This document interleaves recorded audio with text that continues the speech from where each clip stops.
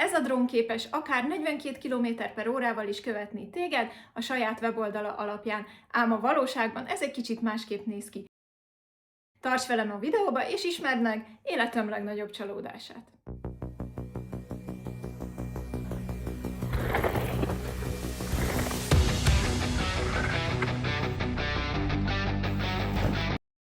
Januárban a szülinapomra kaptam egy drónt, amit már régóta szerettem volna, elsősorban azért, hogy egyedül is tudjak videózni, ezért kiemelten fontos volt a követőmód. A Hover Pro Max a weboldala alapján rendelkezik külön kerékpáros follow móddal, 42 km/óráig tud követni, és extra ütközés elkerülő funkciója is van. A weboldalukon is van reklám-monti videó, és híres youtubereknél is fellelhető ez a drón. Tehát a kommunikációjuk egyértelműen azt mondja, hogy a drón képes terepen követni. Még aznap a szülinapomon kimentünk tesztelni, de hát ugye idén télen rengeteg hó volt, így nem volt túl sok opció, hogy hol lehet próbálgatni.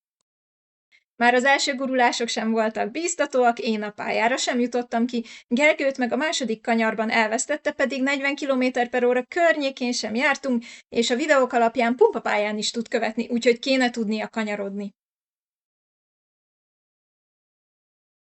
És akkor mit tud a valóságban? Hát ezt a nyílt úton vagy a teljesen nyílt mezőn követni, de hogyha már van egy fal vagy bármi más, annak garantáltan neki fog menni, pedig a saját reklámvideójukon, a weboldalukon van egy hasonló, ahol pedig el tudott menni, pedig ott láthatóan nagyobb is a tempó itt.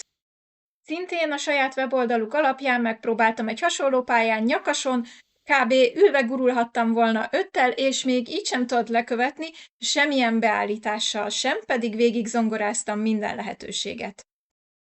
De én itt még mindig nem adtam föl, mondtam, jó, legyen brohil, ott csak le tud követni, hiszen baromira nyitott, nincsenek éles kanyarok, hát csak képes rá. És gyerekek, nem, képtelen egyáltalán lekövetni, ha bármilyen tárgy van, akkor tutira direkt neki fog menni.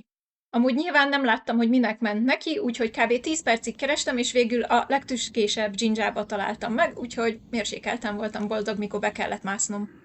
Tehát kijelenthetjük, hogy követésre abszolút alkalmatlan a drón, mert egy darab ilyen fa kikerülése, meg az, hogy engem lekövessen, problémát okoz, közeli, távoli, közepes távolságba is, és alacsony szállásmódnál is, meg úgy, hogy működik közben a pálya felfedező omniterrain módja is.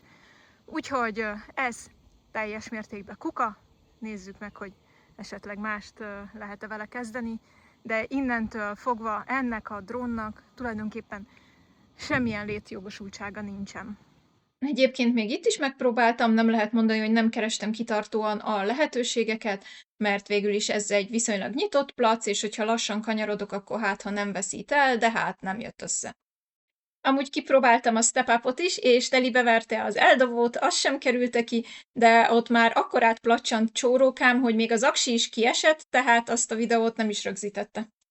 Egyértelműen kijelenthető, hogy a reklámvideók vagy másik drónnal, vagy kézi vezérléssel készültek, ami egyértelműen kimeríti a vásárló megtévesztését. Természetesen megkerestem a Hovert a problémával az utcai teszt után, hogy esetleg valami setup vagy frissítés kell-e, és bekértek egy csomó adatot meg videókat, amit a drónból ki lehetett nyerni, majd azt mondták, hogy ez ilyen, és nem tudnak mit csinálni. És hiába előtte nem használtam a hó miatt, az időből kifutottam, így nem akarták visszavenni, csak röhelyes pénzt kínáltak fel.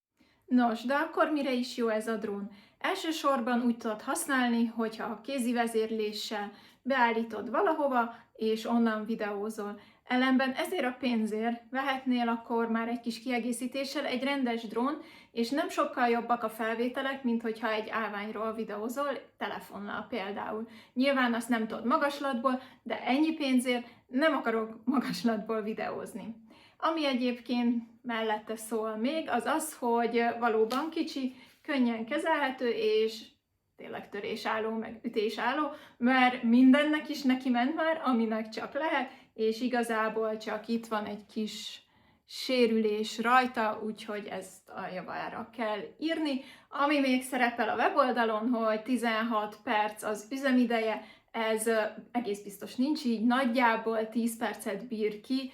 Az, hogy bekapcsolod, beállítod, hogy milyen felvételt szeretnél, egyébként az is pozitív, hogy tud állót is, fekvőt is, de ez talán ma már egy minimum dolog, főleg egy ekkora összegnél, szóval ezt beállítod, telefonról tudod nézni azt, hogy mit lát, és akkor elindítod a felvételt, de ez azért nyilván mind idő, és szerintem összesen kb. 10 percet bír ki a levegőbe, anélkül, hogy jelezni, hogy le kell szállnia. Egyébként önállóan le is tud szállni biztonságosan, tehát amikor merül, akkor nem esik le, ez is egy pluszpont, de én azt mondom, hogy ez abszolút nem érte meg életem csalódása, és ennyi, nem tudok más mondani, közt, hogy megnézted a videómat.